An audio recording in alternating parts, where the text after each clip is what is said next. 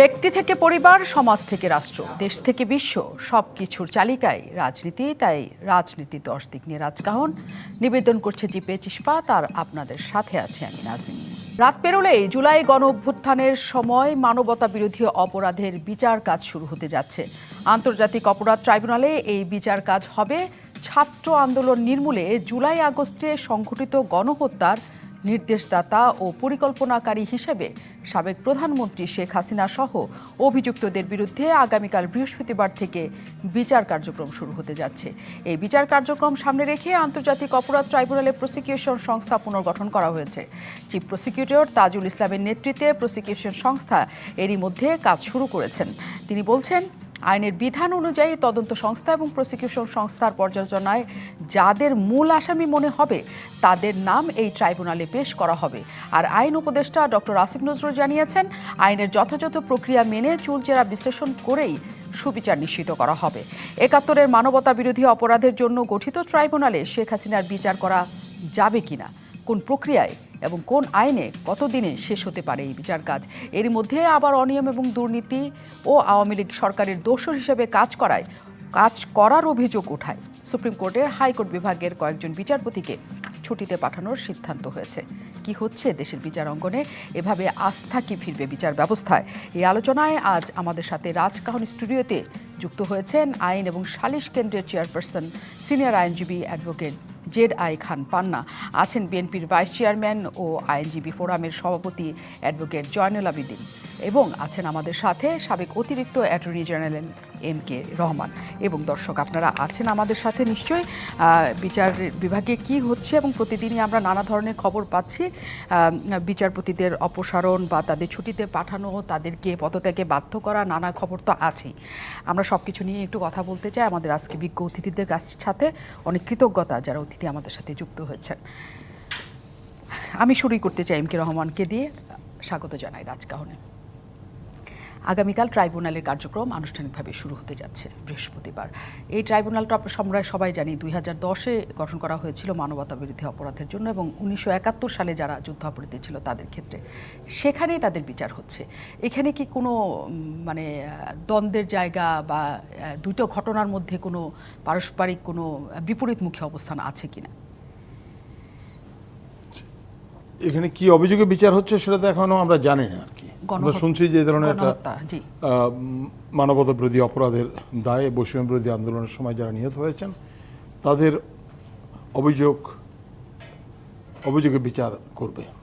কারণ কারা অভিযুক্ত হবে, কিভাবে অভিযোগ নিয়ে আসবে, কিভাবে তদন্ত হবে, এই জিনিসগুলোতে এখনো তো প্রাথমিক পর্যায়ে আছে। এবং তদন্ত সংস্থায় শুনছি অভিযোগ দায়ের হয়েছে, তাহলে ট্রাইব্যুনালের আবার আদেশ লাগবে এটা তদন্ত করার জন্য। তো তদন্ত হবে, তারপরে অভিযোগটা ফর্মালি পেশ হবে প্রসিকিউশনের কাছে, তখন চিফ প্রসিকিউটর এটা কোর্টের কাছে নিয়ে যাবে। These are the charges. এই অভিযোগ তদন্ত করে পাওয়া গেছে এর বিরুদ্ধে, কাজে এর বিরুদ্ধে কোর্টের প্রসেস শুরু করা হোক। এইভাবে এটা চলবে আর কি। এখন কালকে কি পদক্ষেপ নেয় প্রাথমিকভাবে সেটা তো আমরা এখনও জানি না। নাম্বার 1, এই যে ট্রাইব্যুনাল বোধহয় আজকে তারা গতকাল জয়েন করেছে। ট্রাইব্যুনালটা গত 3-4 দিন আগে হয়েছে। এর মধ্যে একজন জাজ দেখা যাচ্ছে যে এটা ইলিগাল অসাংবিধানিক কিছু হয়নি, কিন্তু অনেক দিন আগে রিটায়ার করেছেন। এ ধরনের 5-6জন জুডিশিয়াল সার্ভিস থেকে নিয়ে আসা হয়েছে। এটা কিন্তু সুপ্রিম কোর্টের ইতিহাসে এটা হয়নি কোনো দিন। একবার দুবার হয়েছিল যে এলপিআর আসছে সেখান থেকে নিয়ে আসছে। এখন যাকে চেয়ারম্যান করানো হয়েছে উনি কিন্তু ওথ নিয়েছেন সুপ্রিম কোর্টের হাইকোর্ট বিভাগের বিচারপতি হিসেবে কার্যভার পালন করার জন্য। আইনে বাধা নাই, তারপর ট্রাইব্যুনালে দেওয়া যাবে, কিন্তু হাইকোর্টে কিন্তু একদিনের জন্য উনি বসেন নাই। উনি কিন্তু সংবিধানের আওতায় ওথটা নিয়েছেন, আর্টিকেল 148 3rd শিডিউলে। সে ওথ নিয়ে উনি বসেন না। যদি একদিনও বসতেন তাহলে কিন্তু অসুবিধা ছিল না। আগে একজন বিচারক ছিলেন জাস্টিস শাহিনুর ইসলাম, সে ওখানে রেজিস্ট্রার ছিলেন, হাইকোর্ট জাজ হলেন, হাইকোর্টে 1-2 দিন বসেছেন, আবার ট্রাইব্যুনালে তাকে শিফট করা হয়েছে। এক্ষেত্রে উচিত ছিল তাকে হাইকোর্টে বসিয়ে যে ওটটা উনি নিয়েছেন তারপর তাকে ফ্রেশ পোস্টিং দেওয়া ওখানে। সেটা কিন্তু হয়নি, আমি খবর নিয়েছি আর কি। এটা দুইজন জাজের ব্যাপারেই তাই হয়েছে। তাতে কি আইনগত বা সাংবিধানিক কোনো ঝুঁকি আছে এটা একটা কিনা? ইরেগুলার হয়ে গেছে আর একটা কনভেনশন আছে, কনভেনশনটাও ল, কিন্তু সাংবিধানিক একটা convention. Somebody has taken oath, একটা ওথ নিয়েছেন সুপ্রিম কোর্টে হাইকোর্ট বিভাগে বিচার করার জন্য। সেই বিচার সে কোর্টে বসে, অ্যাজাম্পশন অফ অফিস হয়নি। হাইকোর্ট জাজের ওথ নেওয়ার পরে তাই কোর্টে বসতে হবে, বাড়ি বসে থাকলে এটা ইরেগুলার হয়েছে। আমি মনে করছি যে এটা হয়তো তারা খেয়াল করেননি, অথবা এই ধরনের বিবেচনা নাই, অথবা সংবিধান অথবা আইনের জ্ঞান নাই তাদের, এটা মনে করছি না, কিন্তু এটা হয়তো খেয়ালবশত হয়নি। কিন্তু এটা ইরেগুলার হয়ে গেছে কিন্তু জিনিসটা, যে কোনো সময় এটা ভবিষ্যতে প্রশ্ন আসতে পারে এই নিয়ে। দুটো, একটা হলো কনভেনশনে যে 4-5 বছর আগে রিটায়ার করেছেন অথবা 2 বছর আগে রিটায়ার করেছেন তাদের নিয়ে ট্রাইব্যুনালে বসাইছে। কেউ বলতে পারে এসে ভবিষ্যতে এটা মেলাফাইডি হয়েছে। আর এই যে কোর্টের, হাইকোর্টের বিচার কার্যে তাদের অংশগ্রহণ না করিয়ে ট্রাইব্যুনাল নিয়ে গেল, তাহলে কেন তাদের কি হাইকোর্টের বিচারপতি বলা যাবে? তারা তো একদিনও কাজ করেনি। এখানে একটা ইরেগুলারিটি আছে, ভবিষ্যতে এগুলো নিয়ে প্রশ্ন আসতে পারে আর কি। আর আইন উপদেষ্টা ডক্টর আসিফ নজরুল বলছেন যে চুলচেরা বিশ্লেষণ করে বিচারটা করা হবে এবং ন্যায়ভাবে, যাতে বিচারের বাণী নিবৃত্তি যেন না কাঁদে, সেইভাবে বিচারটা করা হবে, ন্যায় বিচার নিশ্চিত করা হবে। কিন্তু এই গোড়ার থেকেই তো দেখা যাচ্ছে এই জিনিসগুলো খেয়াল করেনি। এমন তড়িঘড়ি করার কিছু ছিল না তো, কালকে কোর্টে বসাইয়া, ভ্যাকেশনে বসাইয়া তারপর ওখানে দেয়া যেত, এটা তো করা উচিত, করতে পারত। তারা বলছে যে গণহত্যার বিচারটাই তাদের আসলে এখন না, সবার ঠিক আগে আছে, তারা বিচারটা চিন্তা করবে, করছে, কিন্তু হ্যাঁ, বিচার স্টার্টিং থেকে এগুলো ঠিকভাবে যাতে কোনো করতে হবে। বিতর্কের জায়গা না থাকে, হ্যাঁ, সেটা বিতর্কের জায়গা না থাকে। জায়গা যাতে আমি ল অ্যাডভাইজারের এটা ধরিয়ে বলছি, উনি বলছে কোনো বিতর্কের ঊর্ধ্বে, সকল বিতর্ক ঊর্ধ্বে উঠিয়ে বিচারটা পরিচালনা করবেন। আমার মনে হয়েছে, আমি আজকে কোর্টে খবরও নিয়েছি যে তারা হাইকোর্টের বিচারক হিসাবে ওথ নেওয়ার পরে তারা কোর্টে বসেন নাই, কারণ ভ্যাকেশন চলছে। তো তারা আজকে ট্রাইব্যুনালে গতকাল জয়েন করেছে, আজকে ওখানে বোধহয় একটা সম্বর্ধনা না কি হয়েছে, জি, কি হিসাবে আনুষ্ঠানিক কি হয়েছে, হ্যাঁ, ওই বিচারপতি হিসেবে আজ আনুষ্ঠানিক তাদের হয়েছে, আনুষ্ঠানিক কি হয়েছে, ট্রাইব্যুনালে তাদেরকে সম্বর্ধনা জানানো হয়েছে, এরকম আনুষ্ঠানিক তাদেরকে পরিচয় পর্ব। ওখানে সম্বর্ধনা জানানো কিছু না, সম্বর্ধনা জানাবে হাইকোর্টে। এখানে সুপ্রিম কোর্ট বারের প্রেসিডেন্ট যে আছে সে যায়, অ্যাটর্নি জেনারেল যায়, ওখানে তো সম্বর্ধনা দেওয়ার কোনো রেওয়াজ নাই। আমি তো অনেকদিন ওই দায়িত্ব পালন করেছি, তো দেখেছি। তো এখন এই জিনিসগুলো কিন্তু ইরেগুলার হয়ে গেছে। কেউ হয়তো বলতে পারবে যে সংবিধান এখানে ভায়োলেট হয়নি, সেটা ভিন্ন জিনিস। এটা একসময় চ্যালেঞ্জও হতে পারে যে আপনার তো এই গলতগুলো রয়ে গেছে। ট্রাইব্যুনাল গঠনের ক্ষেত্রে একটা মেলাফাইডি কেউ বলতে পারে যে somebody has retired 3 years 4 years back, তাদেরকে আপনি নিয়ে আসলেন এখানে, তার তো আছেও জাজ হিসাবে 3-4 বছর, কোনো পেনশনও পাবে না। তার মানে তারা প্রশ্নতীত রয়ে যাচ্ছে না, আমরা প্রশ্ন করার সুযোগ রয়ে যাচ্ছে, কিন্তু এসে যাবে, বিতর্ক তৈরি হওয়ার একটা লিগ্যাল কোশ্চেন রয়ে যাচ্ছে, প্রশ্ন, মরাল প্রশ্ন, এই জিনিসগুলো আসবে আর কি। অনেক ধন্যবাদ। অ্যাডভোকেট জয়নুল আবিদিন আমাদের সাথে আছেন, সভাপতি আইনজীবী ফোরাম। তিনি ট্রাইব্যুনাল গঠনের ক্ষেত্রে যেগুলো রয়ে গেছে ছোটোখাটো সেগুলো বলছেন, বা এগুলি বড়ও হতে পারে। এম কে রহমান মনে করছেন যে এগুলো থাকাটা উচিত না, কারণ এগুলি বিতর্কের জন্ম দিতে পারে। কিন্তু এই ট্রাইব্যুনালের গঠনের বিষয়টা যেটা ছিল যে 1973-এর যে আইন, মানবতা বিরোধী অপরাধের যে আইন, সেটাতে আসলে শেখ হাসিনা বা তাদের উস্কানিদাতা দোসরদের বিচার করা যায় কিনা, এই তর্কটা সবার আগে উঠেছিল, যেহেতু সেটা যুদ্ধাপরাধীদের বিচারের জন্য গড়া বিশেষ ট্রাইব্যুনাল ছিল। এটি নিয়ে আসলে কোনো আইনগত দিকে কোনো সংকট আছে কিনা, যে দুটি আলাদা কোনো কিছু কিনা? ধন্যবাদ আপনাকে, ধন্যবাদ দুইজন আলোচক, আমার চাইতে অনেক জ্ঞানী। আমার ডান পাশে তিনিও জ্ঞানী, আর বাম পাশেও জ্ঞানী ব্যক্তিরা বসে আছে, কাজে কি বলবো সেটা হলো কথা। বিষয়টি হচ্ছে, আপনি বলেছেন যে এইটা আসলে মানবতা বিরোধী অপরাধী ট্রাইব্যুনাল হিসাবে এইটা গঠন করা হয়েছিল, আর সেইটা এই যে এখন এটাকে আবার একটা নোটিফিকেশনের মাধ্যমে ওই দিক থেকে বর্তমান যে সরকার বিদায় নিল, সেই সরকারের মানবাধিকার লঙ্ঘনের দায়ে তাদের বিচার করার জন্য এই ট্রাইব্যুনালটি পুনর্গঠিত করা হয়েছে।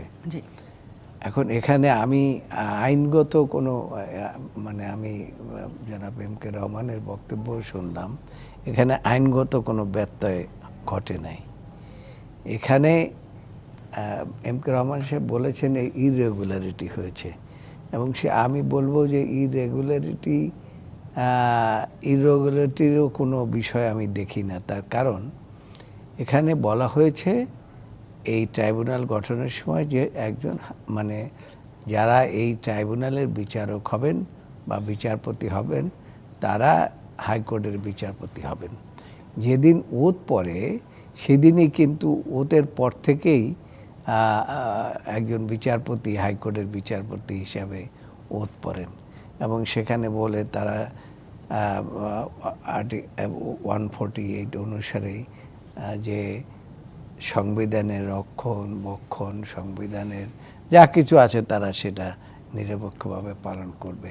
তো সেই ক্ষেত্রে এই যে মানবতা বিরোধী যে ঘটনাগুলো ঘটেছে ইতিমধ্যে আমরা যা শুনেছি, ধরেন এই সব ঘটনা আমি জানি না এই আমার দুই পাশে দুইজন আছে তারা শুনেছে কিনা, যেটা আয়নাঘর। এই আয়নাঘরের মধ্যে দিনের পর দিন বছরের পর বছর আটকে রাখাটা এটা কোন মানবতার মধ্যে পড়ে? তারপরে মানুষকে বিনা বিচারে আপনি হত্যা করে ফেলবেন, মেরে ফেলবেন, এইটা কোন মানবতার মধ্যে পড়ে? সুতরাং এরকম তারপরে মানুষকে গুলি করে মেরে ফেলবেন, যেমন সর্বশেষের কথাটাই বলি যে আবু সাইদের উপরে যে গুলি একদম ডাইরেক্ট গুলি করে মেরে ফেলেছেন, এইটা কোন মানবতার মধ্যে পড়ে? সুতরাং এই যে মানবতা বিরোধী অপরাধ বলতে যা বোঝায়, আমরা ওই সময় মানবতা বিরোধীদেরকে বলতাম যে রাজাকাররা মানবতার বিরোধী কাজ করেছে। এই কাজগুলো তো তার চাইতেও জঘন্যতম কাজ।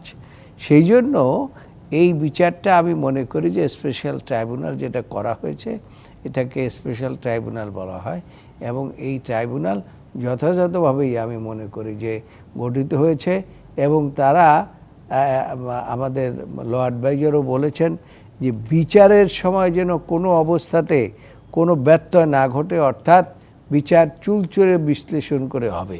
সেটাই এখন সেটা কালকে আরম্ভ হতে যাচ্ছে, আমাদেরকে সেটা দেখতে হবে এবং যেমন একটা মামলার বিচার করতে হলে পরে সেখানে চার্জশিটের ব্যাপার রয়েছে, তারপরে তার বিরুদ্ধে অভিযোগ আনার ব্যাপার রয়েছে এবং তারপরেই অ্যাকচুয়ালি বিচার কার্য যে মানে অ্যাকচুয়াল বিচার কার্য বলতে যে এটা বোঝায় সেটা শুরু হয়। আর এর আগে বিচারের পূর্বক্ষণে যে সমস্ত কাজ সেগুলো হচ্ছে এই তদন্ত ইত্যাদি ইত্যাদি সেগুলো। সুতরাং কোনো বেআইনি কিছু এখন পর্যন্ত হয়েছে বলে আমি অন্তত মনে করি না। আপনি মনে করছেন যে যা কিছু ঘটছে তা স্বাভাবিক এবং আইনগতভাবেই ঘটছে। অ্যাডভোকেট জে ডাই খান পান্না আমাদের সাথে আছেন, তিনি চেয়ারপারসন আইন এবং সালিশ কেন্দ্র। গণহত্যার বিচার হবে সেটা সবারই একদম চাওয়ার বিষয় এবং দ্রুততম সময়ে সেটা সরকার অগ্রাধিকার ভিত্তিতে করেছে এবং সবার আগে সেই কাজটা করছে। আইনজ্ঞ হিসাবে আপনার কি মনে হয় যে এটি আসলে কোনো বিতর্কের জায়গা তৈরি করবে কিনা সামনে? শুধু এই ট্রাইব্যুনাল গঠনের ক্ষেত্রে বিচারপতিদের যে কয়টা কথা এম কে রহমান বললেন তার বাইরেও এটা বিতর্কের জায়গা সামনে তৈরি করার সুযোগ আছে কিনা? তার আগে আমি বলি, জি, আমি আইন ও সালিশ কেন্দ্রের চেয়ারপারসন হিসেবে বলতে রাজি না। আচ্ছা, আমি একজন আইনজীবী হিসাবে যে আইনজ্ঞ হিসেবে বলেন, সেটা হলো এই ছাত্রদের যে আন্দোলন, এই আন্দোলনে কিন্তু আমার এই দু বন্ধু ছিলেন না। প্রচ্ছন্ন সাপোর্ট থাকলেও প্রকাশ্যে ছিলেন না। আমি কিন্তু আমি ছিলাম, আমি লিখছি পত্রিকায়। তুমি লিখছো? আমি লিখেছি। যাই হোক, না না ছিলাম না কেমনে বললেন? আন্দোলনে প্রচ্ছন্নভাবে থাকলেও প্রকাশ্যে আমরা ছিলেন। তো এই আন্দোলন তো আজকে শুরু হয় না, 17 বছর আগের থেকে আমি শুরু তোমার সঙ্গে হয়েছে। কোর্টেও গেছি যে ঢুকতে সুতরাং পারি। আমরা আন্দোলন 2 দিন গেছি করেছি, আচ্ছা, তো টিয়ার যেটা- গ্যাস খেয়েছি, তারপরে আপনার গুলির সম্মুখীন হয়েছি, অনেক কিছুই হয়েছি। আমি লিখছি না কোটা সংস্কার আন্দোলনের এবং দাবিরা, সেটা বোধহয় দুইজনের একজনও জেল খাটনায়। আমি বাট 24 38টা ঘন্টা মামলা কাটছি। জ্বলতেছে, 38টা তাতে কি মামলা। হয়েছে? একদিনও 38টা মামলা, আরেকজন 24 ঘন্টা খেটেছে। জি, এবং আমি হ্যাঁ 24 খেটেছি, ঘন্টা, 48 ঘন্টা আপনার আমি রক্ষী বাহিনীর সময় খেটেছি, এটা ঠিক। কয়দিন? 18 দিন। কোথায়, কোন জেলে? ওই যে আপনার বরিশালে ওই যে ওই কাঠগড়ার মধ্যে নিয়ে আটকায় তুইছে। আচ্ছা, আমরা শুনি তাহলে। আচ্ছা। হ্যাঁ, তো আমি যেটা বলতেছিলাম সেটা হলো যে আয়নাঘর যেটা বললো, এই আয়নাঘর বরাবরই ছিল। আয়নাঘর নামটা হয়েছে কিন্তু আয়নাঘর নামে একটা সিনেমা হওয়ার পর থেকে। তার আগ পর্যন্ত এটা এখনো যদি আপনার খোঁজেন তাহলে ওই মানে ক্যান্টনমেন্টের ভিতরে এগুলো পাবেন, মেইনলি ডিজিডিএফআই ওখানে। যদিও আমাদের কি গুম কমিটি না কি কমিটি, গুম গুম গুম কমিটি তারা আছে। বলছে যে এই ধরনের কিছু খুঁজে পান নাই। তো খুঁজে পান নাই, যথাযোগ্য জায়গায় গেছেন কি যান নাই সেটা একটা বিষয়, এবং নাও থাকতে পারে এখন। তো ছিল, এটা ছিল, তারা নেয় একদম, আমি বলবো যে যতটুকু আমি জানি ৭৪-এ অনেকে আয়নাঘরে ছিল, ৭৫ তো ছিলই, আমিই ছিলাম ৯১ দিন। তো এ নতুন কিছু না। তার চেয়ে যেটা দেশের সার্বিক অবস্থা, এটা যদিও বিশেষ ট্রাইব্যুনাল নিয়ে আলাপ হচ্ছে, তারপরে আমি বলবো যে দেশের সার্বিক অবস্থা দেখতে গেলে পরে আপনি দেখবেন যে একটা লোককে অ্যারেস্ট করার পরে থানা হাজতে রাখা হয়। সেই থানা হাজতটা আর গোয়াল ঘরের ভেতর পার্থক্যটা কি, এটা একটু খুঁজে দেখবেন। যারাই সরকারে থাকেন তাদের প্রতি আমার আবেদন যে থানা হাজতটা একটু থাকার মতো, মানুষের থাকার মতো জায়গা, সেটা যাতে দেখেন। এবং সেখানে নারী পুরুষ ভেদাভেদে যেমন এটা সেই অবস্থাটা আছে কিনা, আদৌ নাই। দ্বিতীয়ত হলো যে কি নিয়ে বলতেছিলাম, কালকের ট্রাইব্যুনাল নিয়ে ট্রাইব্যুনাল। কাজ শুরু হবে। জি, কি কাজ শুরু হবে, কতটুকু শুরু হয়েছে আমরা বেসিক্যালি জানি না। ওই সংবাদপত্রের মাধ্যমে যতটুকু দেখতে পাই ততটুকুই, টেলিভিশনের মাধ্যমে যতটুকু দেখতে পাই ততটুকুই। এবং টোটাল প্রসিডিওর যেটা, এটা বিশেষ ট্রাইব্যুনাল যেটা বললেন জয়নাল আবেদিন সাহেব, 3 বারের প্রেসিডেন্ট এবং 3 বারের সেক্রেটারি, তাই তো? না, সেক্রেটারি একবার, একবার না 2 বার? 2 বার। তো এসিস্ট্যান্ট সেক্রেটারি একবার। তো তিনি যেটা বলছেন যে এটা বিশেষ ট্রাইব্যুনাল। তো বিশেষ ট্রাইব্যুনালে আইন কিন্তু একই, এবং এইখানে ধরেন কারো শাস্তি হলো, সে কিন্তু রিভিউতে যেতে পারবে আপিল বিভাগ, পারবে। তো সেই আইন আছে। তো কতটুকু কি অবস্থায় আছে, কতটুকু প্রসিড হচ্ছে, কিভাবে প্রসিড হচ্ছে, এ সম্পর্কে আমরা একদম, আমি অন্তত অন্ধকারে, আমি কিছুই জানি না। যেমন শুনতে পাচ্ছি যে এখানে শেখ হাসিনার বিচার হবে গণহত্যার জন্য, আবার কিছু কিছু সাংবাদিকদেরও কথা শুনতে পাচ্ছি যে তাদেরও বিচার হবে, কিছু কিছু ইলেকট্রনিক্স মিডিয়ার কর্মী যারা, তাদের কথাও শুনতে পাচ্ছি, তাদেরও বিচার হবে, কিছু কিছু ডাক্তারদেরও শুনতে পাচ্ছি তাদেরও বিচার হবে। এখন আদৌ কাদের বিচার হবে, এক্সেপ্ট শেখ হাসিনা বাদে আর কারোটাই নিশ্চিত আমি না। এটা হলো আমার তো সেই ব্যাপারে এটা ধোঁয়াশার ভেতর না থেকে ক্লিয়ার করা ভালো, যে এদের বিচার হবে, এদের এইটা। সেখান থেকে বলা হয়েছে সরকার থেকে আসলে যে গণহত্যার সাথে যারা সরাসরি জড়িত, যারা উস্কানিদাতা, যারা নির্দেশদাতা, তাদের সকলের বিচার এখানে হবে। উস্কানিদাতা, নির্দেশদাতা, আর সরাসরি যারা সরাসরি জড়িত থাকতে পারে পুলিশ, যারা গুলি করেছে। নির্দেশদাতা হইতে পারে স্বরাষ্ট্রমন্ত্রী, আর উস্কানিদাতা IGP, IGP, police commissioner, police commissioner, Next মানে command ওই তো তার পুলিশ কমিশনার। হ্যাঁ। আর হলো উস্কানিদাতা। উস্কানিদাতা কে হবে? গণমাধ্যম। গণমাধ্যম। কেন আমি হইতে পারি না? হ্যাঁ, পারলে আপনার অভিযোগও যাবে, যারা যারা করেছে তাদের অভিযোগ যাবে। হ্যাঁ, যাবে তো। রাজনৈতিক দল হিসাবে দলের কর্মীও তো তাই উস্কানিদাতা হবে, হ্যাঁ নিশ্চয়ই, তাই না? তো এই উস্কানিদাতা শব্দটার তো একটা ব্যাখ্যা দরকার, আইনি ব্যাখ্যা দরকার, কারা। তারপর আপনি গণমাধ্যমকে ধরবেন, তার আগে গণমাধ্যমকে ধরেন কিভাবে? ক্লিয়ার করতে হবে তো যে উস্কানি। নির্দেশদাতা আমরা এখানে ক্লিয়ার যে নির্দেশদাতা হোম এবং আইজিপি, আর কিন্তু উস্কানিদাতা আপনি গণমাধ্যমে এটা বলতে পারেন না, এটা বলা যায় না, কারণ সেখানে বিশ্লেষণে এটা আসে না। এবং এর মধ্যে তো অনেক ঘটনাই ঘটেছে, যেমন প্রত্যেকটা বহু স্কুল থেকে প্রিন্সিপাল বা হেডমাস্টার, হেডমিস্ট্রেস, তাদেরকে স্টুডেন্টদের দিয়ে ঘাট ধাক্কা দিয়ে করা হয়েছে, কলেজের প্রিন্সিপাল, কলেজ থেকে হয়েছে। বের করা হয়েছে। এই যে ঘটনাগুলো, এই ঘটনাগুলোর উস্কানিদাতাকে। কিন্তু গণহত্যা আর এই ঘটনাগুলো, এটাও তো একটা ঘটনা। হ্যাঁ, এই ঘটনা, কিন্তু গণহত্যা তো অনেক বড় একটা জিনিস। এত এত মানুষ মারা গেছে, ছাত্ররা মারা গেছে, এবং সেটা নির্দেশে এত মানুষ একসাথে এত স্বল্প সময়ের মধ্যে মৃত্যুর ঘটনা তো নাই। আপনারা নিজের গণমাধ্যম না হইলে পর তো আমরা জানতেই পারতাম না সাইদের ঘটনাটা কি হয়েছে। হ্যাঁ, কিন্তু সেটার দোষারোপ এই জন্য গণমাধ্যমের উপর, বিশেষ করে ইলেকট্রনিক গণমাধ্যমের উপর এসছে যে তারা এই সময় এই ঘটনাগুলি দেখায়নি, মানে তাদের অভিযোগের জায়গায়। এই কারণে উস্কানিদাতা হিসাবে সাংবাদিকদের নামও একসাথে এসছে। অনলাইন অ্যাক্টিভিস্ট যারা আছে তাদেরও দু একজনের নাম আছেন,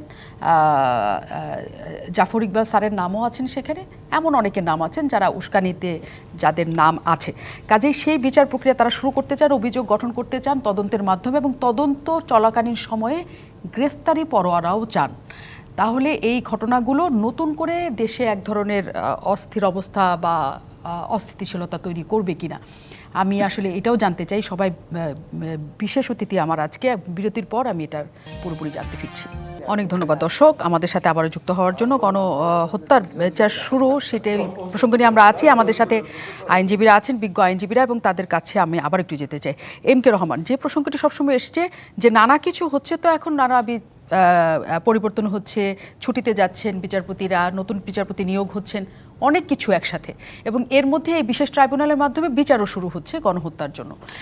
এখন এমনিতেই বিচার ব্যবস্থা নিয়ে নানা প্রশ্ন নানা সময় সকল সরকারের আমলে শুনতে হচ্ছে যে বিচার বিভাগ কোনোভাবেই স্বাধীন না, বিচার বিভাগ কখনোই জনমানুষের হয়ে নিরপেক্ষ জায়গায় থাকে না। এই এখন যা কিছু হচ্ছে তা কি নতুন কোনো বার্তা দিতে পারলো নাকি পুরনো বার্তাতেই আমরা? আচ্ছা, আমি একটা জিনিস একটু ভুলেই গেছিলাম। জি, আমি স্ট্যান্ড টু কারেকশন। আমার বন্ধু জয়নাল আবদিন সাহেব বলেছেন, পান্নাও বলেছে, এটা it is not a special tribunal না। স্পেশাল ট্রাইব্যুনাল করার কথা আলোচনা হয়েছিল, যে ধরনের অপরাধের স্পেশাল ট্রাইব্যুনাল করে বিচার করা হোক। তখন ল অ্যাডভাইজার বলেছিলেন প্রাথমিকভাবে যে না, আমাদের আইসিটি ইন্টারন্যাশনাল ক্রাইমস ট্রাইব্যুনাল এটা বিলুপ্ত হবে না, এখানেই বিচারটা হবে। সেটা কিন্তু 1973-তে যে ইন্টারন্যাশনাল ক্রাইমস ট্রাইব্যুনাল হয়েছে এবং কনস্টিটিউশনের ফার্স্ট অ্যামেন্ডমেন্টটাও তখন হয়েছিল এই প্রোটেকশন দেওয়ার জন্য। সো এইটার এই আইসিটির আওতায় যে 2010 সালে যেটা বললেন যে ইন্টারন্যাশনাল ক্রাইমস ট্রাইব্যুনাল হয়েছিল এবং সেখানে যে বিচার কার্যটা হলো এতদিন, এই বিচার কার্যক্রম কিন্তু 71-এর ওই মানবতা বিরোধী অপরাধ 9 মান্থসের যে কমিশন হয়েছিল সেইটার বিচারই এখানে হয়েছে। অন্য কোনো চুরি ডাকাতি গুম খুনের কোনো বিচার হয় নাই। But this for the first time এত বছর পরে এসে এই আইনটাকে ব্যবহার করে এই বৈষম্য বিরোধী আন্দোলনের সময় যে কিলিং হয়েছে সেটার বিচার হচ্ছে। এখন এটা বিচার চলাকালীন সময় এসব প্রশ্ন আসতে পারে যে whether this law is applicable or not, এখনই বলা যাবে না। এটা নাম্বার 1, এটা খেয়াল রাখবেন। আর একটা ভাইটাল কোশ্চেন আছে এখানে, আমি আজকেও খবর নিচ্ছি, দেয়ার আর 40 কেসেস স্টিল পেন্ডিং। হ্যাঁ, 40টার মতো আপনারাও জানেন না, সেটা আপিল বিভাগে আছে। না না, 40টা ওই ওই ট্রাইব্যুনালি 32টার মতো। হ্যাঁ, ওই তো হ্যাঁ, 32টা আছে। মেবি কম বেশি হতে পারে। বিচার কার্যে 32টার মতো আছে। এই ট্রায়াল স্টেজে, সাক্ষী স্টেজে এইটা আছে, জি, যেটা মানবতা বিরোধী অপরাধ which was committed during 71 liberation ওয়ারে, ওইটা রাজাকার আলবদর যারা আছে। তাহলে এই 40টা কেসের কি অবস্থা দাঁড়াবে? এই পেন্ডিং কেসের গুলা এই ট্রাইব্যুনাল কি করবে? না, চিফ প্রসিকিউটর এই ক্ষেত্রে বলেছেন সাংবাদিকদের যে এগুলো আসলে তারা যাচাই বাছাই করবেন যেগুলো চলছে মামলা। যাচাই বাছাই কি প্রসিকিউশন করবে না কোর্ট করবে? প্রসিকিউশন এবং কোর্ট এটা ক্লিয়ার করে তারা দেখবেন। হ্যাঁ, চলমান প্রক্রিয়া। Tribunal was in the session of the matter. তারা সাক্ষীটাকে নিয়েছে, আর্গুমেন্ট এই স্টেজে গেছে, আবার কিছু আছে নাকি তদন্ত পর্যায়ে আছে। তাহলে এইটা কি অবস্থা হবে? In one stroke of pen এটা কি সব বাতিল করে দেওয়া হবে? এটাও খেয়াল রাখতে হবে কিন্তু। To come out from the malafide, number 1। Number 2, আরেকটা প্রশ্ন আছে এখানে। তাজুল ইসলাম, আমি ওর বিরুদ্ধে ব্যক্তিগত কিছু নাই, তাজুল বা যে জামাতের নেতা, পরে এবি পার্টি করেছে, and he was A defence lawyer. এই অনেকগুলো মামলায় সে আসামিদের পক্ষে এপিয়ার করেছে। তাকে কতদূর এখানে চিফ প্রসিকিউটর অ্যাপয়েন্টমেন্ট দেওয়াটা এথিক্যালি ঠিক হয়েছে কিনা? তিনি বলেছেন প্রথম 2-3 বছর তিনি কাজ করেছেন, তারপরে তার কোনো যোগাযোগ ছিল না। 3 বছর না, 3 দিনে যদি কাজ করে থাকে ডিফেন্স, এবং সে এই লটার ওদের খালাসের পক্ষেই কথা বলেছে, ওরা অফেন্স করে নাই তার পক্ষেই কথা বলেছে। Fact means he was a lawyer for the defence. এখন এত বছর পরে এসে এই যে চিফ প্রসিকিউটর, এই প্রশ্নটা আসছিল বোধহয়, তাকে দায়িত্ব নিল, এখানে কনফ্লিক্ট অফ ইন্টারেস্ট হতে পারে। তিনি ছিলেন জামাতের প্রসিকিউটর। হ্যাঁ, ঠিক আছে। হ্যাঁ, কিন্তু এই মামলায় তো জামাত কোনো পক্ষ নয়। না, তাহলে উল্টা। জি, উল্টা, যারা এখানে রাষ্ট্রপক্ষ যারা প্রসিকিউট করছে জামাতকে, সেই জামাতের পক্ষে সে এপিয়ার। আমি বলছি কিন্তু এটা ওর পক্ষে বিপক্ষে না। এই জিনিসগুলো এথিক্যাল, মরালি, আমাদের কতগুলো প্রফেশনে কতগুলো মরাল জায়গা আছে, এথিক্যাল কতগুলো জায়গা আছে, ইলিগাল কতগুলো জায়গা আছে। আমি যদি একজনের কাগজ দেখে থাকি জয়নাল সাহেব একটা মামলায় এপিয়ার করছে, আমি সেই মামলা আমার কাছে আসলো, আমার নিয়মটা হলো ওনার সঙ্গে কথা বলবো যে আমি এই মামলায় থাকতে চাই, আমাকে রাখতে চাই। তো সে জয়নাল লাগে এরকম হয়েছে বলতে আপনি থাকলে আমার অসুবিধা নেই, কোনো থাকেন না, এরকম আমাদের ফ্রেন্ডলি আছে। কিন্তু আমি যদি না করি এটা আনএথিক্যাল হবে, ইমরাল হবে। এখন দৃশ্যমান তাজুল এখানে ডিফেন্সের পক্ষে লয়ার ছিলেন এবং সেই একই আইনে বিচার হচ্ছে, উল্টা যারা প্রসিকিউট করছে তাদেরই এখন বিচার হবে। সে ডিফেন্স সে চিফ প্রসিকিউটর হয়েছে। এটা কতদূর জাস্টিফাই মরালি এথিক্যালি, সেখানে নিরপেক্ষ হওয়ার সুযোগ আছে কিনা, হ্যাঁ, এটা একটা এখানে প্রশ্ন নিরপেক্ষ আসবে। বিচার হওয়ার সুযোগ বিঘ্নিত হবে। একদম নাম্বার 3, এইটা কিন্তু ভেরি ইম্পর্টেন্ট কোশ্চেন। সেখানে কিন্তু ন্যায় বিচার বিঘ্নিত হবে, এই প্রশ্নগুলো আসবে। আমরা একদম আপনার পয়েন্টটাও একদম শুনলাম, নিশ্চয়ই এটা একটা প্রশ্ন তৈরি করবে। অ্যাডভোকেট জয়নাল আবদিন, এই প্রশ্নের কোনো উত্তর দিতে চান কিনা যে সেটা প্রশ্ন তৈরি করবে চিফ প্রসিকিউটরের বিষয়ে?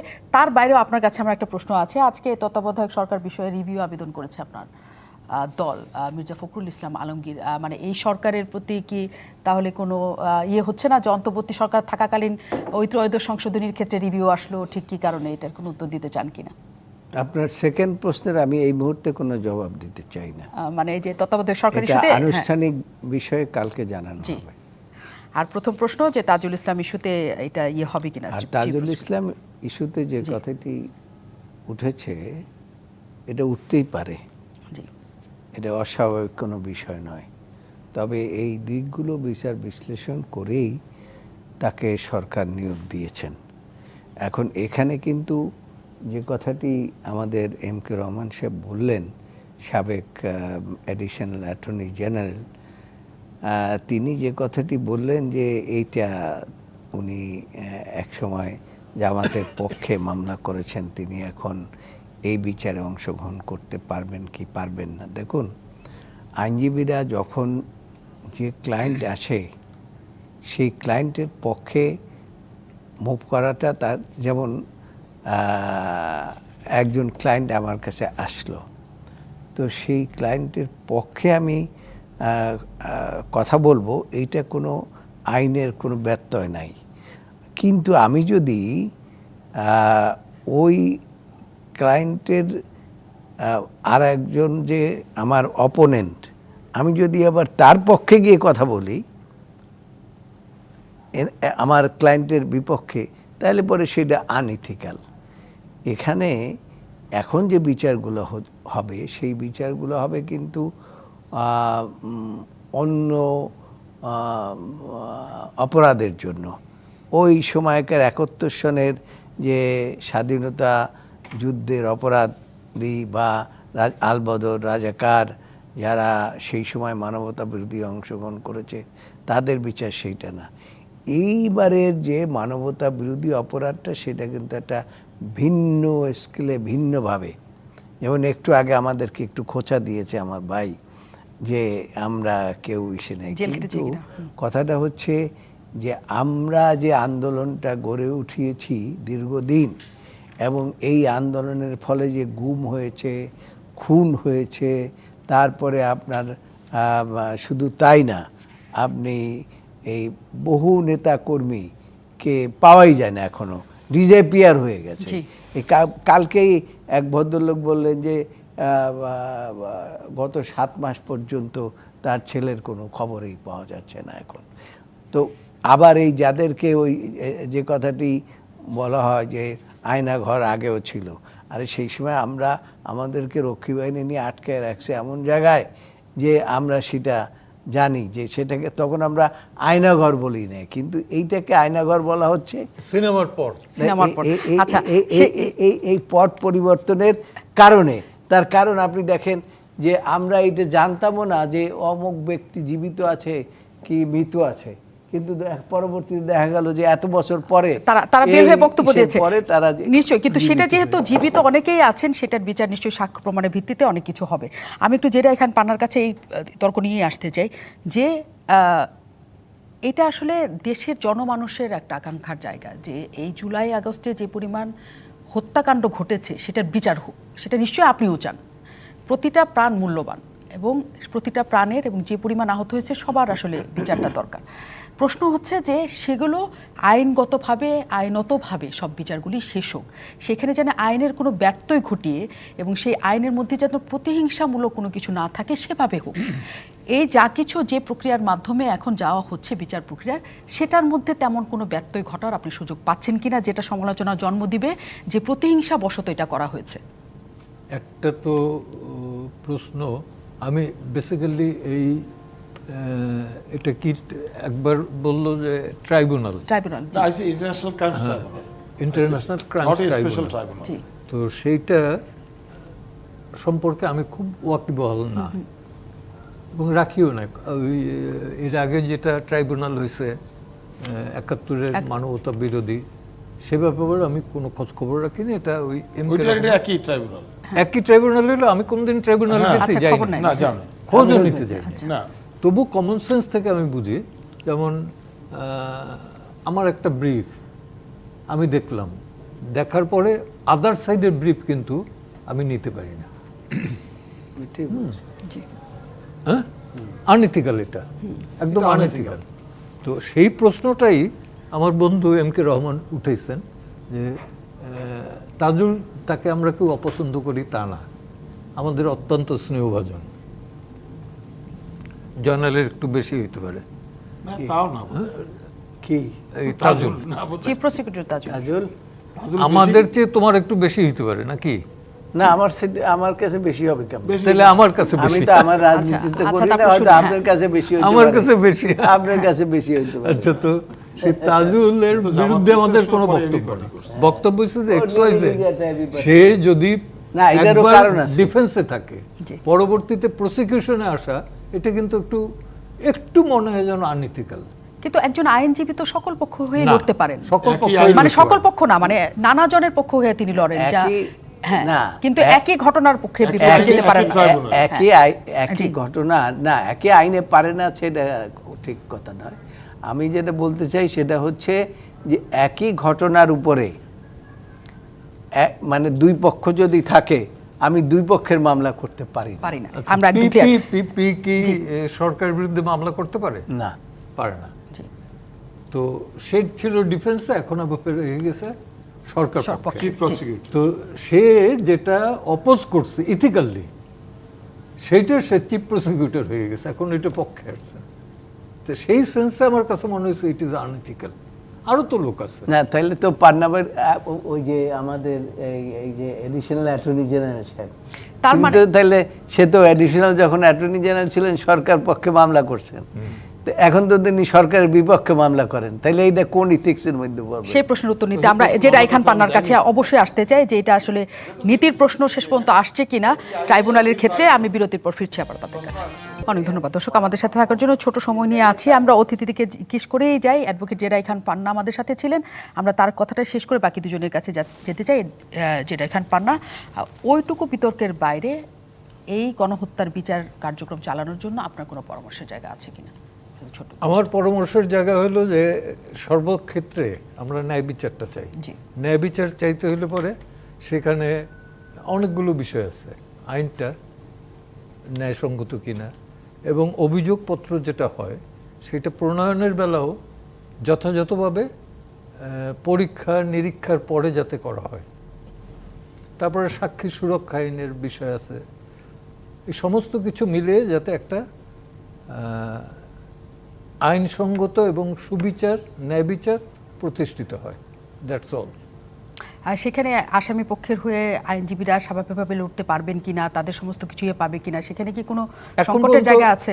এখন পর্যন্ত ক্লিয়ার না, আমি ক্লিয়ার না, এখনো পর্যন্ত এই পর্যায়ে তো আসেনি এখন। এখনো আসেনি, পর্যায়টা আসে না এখন। পর্যায়ে আসেনি। জি, কারণ আমরা আসামির নামই জানি না একজন বাদে।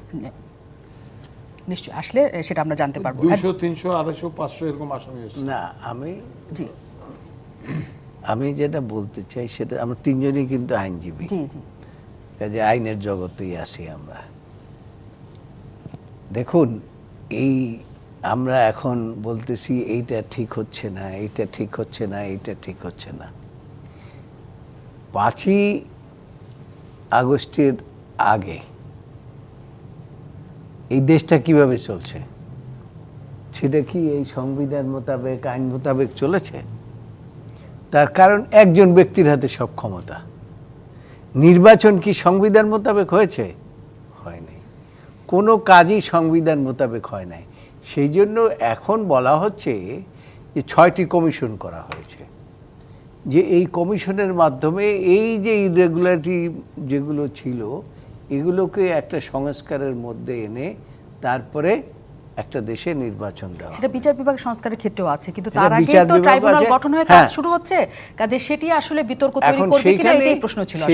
সেইখানে বিতর্ক তৈরি করবে কিনা সেটা এই সংস্কার কমিটি আছে, জি।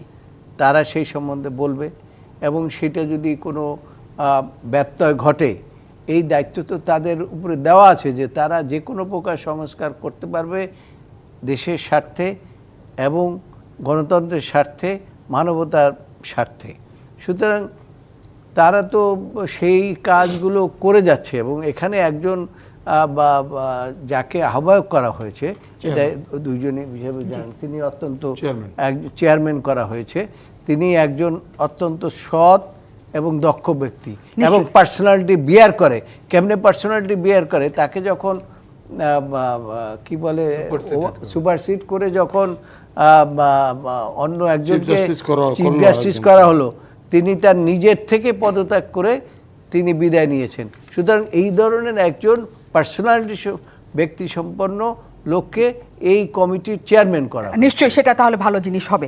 এম কে রহমান, আমরা আসলে যে জায়গায় আছি আমরা সেটাই বলছিলাম বারবারই, যে বিচার বিভাগ অন্তত সকলের কাছে মানে বিতর্কের ঊর্ধ্বে থাকুক। সব সরকারের আমল আমাদের এটি আশা করি সবসময় আমরা করি, এবং এই সরকারের আমলে আমরা আরো বেশি আশা করি যে তারা একটা ভালো জায়গায় বেশি আশা করি, সরকারি দলে থাকলে এই আশাটা করি না। হ্যাঁ, এইটাই হচ্ছে কথা। এইটাই মুশকিল হয়ে গেছে। We always moves with the change of winds. জি। এই জাস্টিস নঈমের কথা বলতে যে জেনারেল সাহেব যেটা বলেছেন, ওনাকে এই প্রশ্নটা পরশুদিন করা হয়েছিল যে আপনি তো বিচার বিভাগ সংস্কার কমিশনের চেয়ারম্যান, উনি বলেছেন যে এটা তো চলমান প্রক্রিয়া, এটা 3 মাসে করা সম্ভব না। আর বলে যে জাজ যে অ্যাপয়েন্টমেন্ট হয়ে গেল ট্রাইব্যুনাল এইসব নতুন বলে, এটা তো আমাদেরকে বাদ দিয়েই হয়ে গেল। আমার সংস্কারের এই ব্যাপারে তো আমরা কিছু বলতে পারবো না, যেহেতু অ্যাপয়েন্টমেন্ট হয়ে গেছে 8 জন, এই ব্যাপারে তো আমরা কিছু বলতে পারবো না, হুইচ ইজ কারেক্ট। এটা তাদের টার্মস অফ রেফারেন্স নেই, আর তাদের কোনো গভর্নমেন্ট কোনো টার্মস অফ রেফারেন্সও দেয়নি, সেখানে ধোঁয়াশা আছে কি করবে এটা। এই বিভিন্ন কমিশন যে করেছে আর কি, তো এই কমিশনের ব্যাপারেও ওই ব্যাপারে আলোচনা থাকলে সেটা করা যেত নিশ্চয়ই। কিন্তু সেই কমিশনের পরেও নিশ্চয়ই আমরা কমিশন নিয়েও একদিন আমরা সেই বিচার বিভাগের কমিশন কি কাজ করছে আপনাদের নিশ্চয়ই আমি সেদিন পাবো, নিশ্চয়ই সেগুলো নিয়ে আমরা একটা কথা বলতে পারবো। তবে যে বিচার কাজে শুরু হোক সেটা বিতর্কের ঊর্ধ্বে থাকুক, সেটাই আমাদের প্রত্যাশা। রাজকাহনে থাকুক।